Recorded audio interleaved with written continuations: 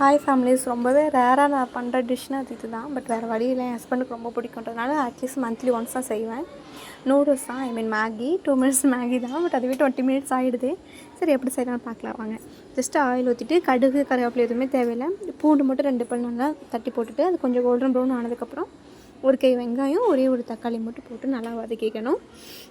அது நல்லா சாஃப்டாகிற வரைக்கும் வதக்கிட்டோம்னா நெக்ஸ்ட்டு நான் வெஜிடபிள்ஸ் போடுவேன். சில பேருக்கு பிடிக்கும், சில பேருக்கு பிடிக்காது. பட் எனக்கு வெஜிடபிள்ஸ் போட்டு செஞ்சால் தான் பிடிக்கும்.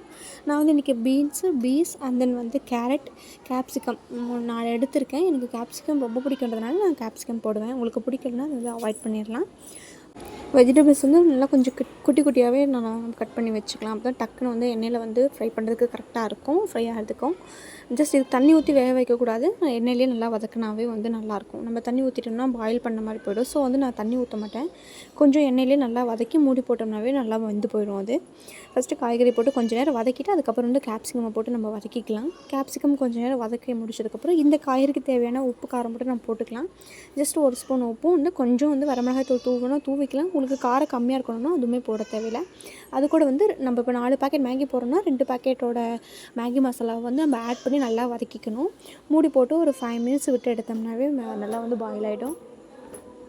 தண்ணி நான் ஒரு டம்ளர் வச்சுருக்கேன். இப்போ ஒரு நூடுல்ஸ்க்கு ஒரு டம்ளர் தண்ணி நான் ஊற்றுவேன். ஜஸ்ட்டு நான் இன்றைக்கி 4 பேக்கெட் போட்டு வரேன். 4 டம்ளர் தண்ணி ஊற்றி நல்லா கொதிக்க விடணும். கூட நமக்கு சாஸ் விருப்பப்பட்டால் போட்டுக்கலாம். நான் இன்றைக்கி சாஸ் போடலாம். நீங்கள் விருப்பப்பட்டால் சாஸ் போட்டுக்கோங்க. அண்ட் தென் நான் இன்றைக்கி டொமேட்டோ சாஸ் மட்டும் ஆட் பண்ணியிருக்கேன். கொஞ்சமாக நீங்களும் ஆட் பண்ணிக்கலாம்.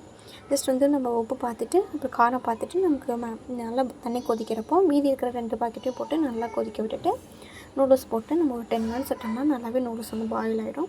சிம்மில் வச்சுக்கோங்க. ஏன்னா டக்குன்னு ஹை ஃப்ளேமில் வச்சோம்னா கீழே அடி பிடிச்சி போய்டும் நூடுல்ஸ் எல்லாம்.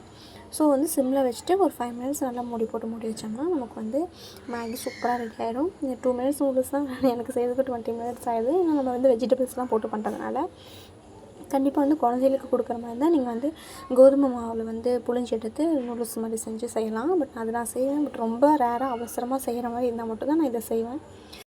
அது எப்படி செய்கிறது சீக்கிரம் அப்லோட் பண்ணுறேன். ஃபேமிலிஸ் பாய்.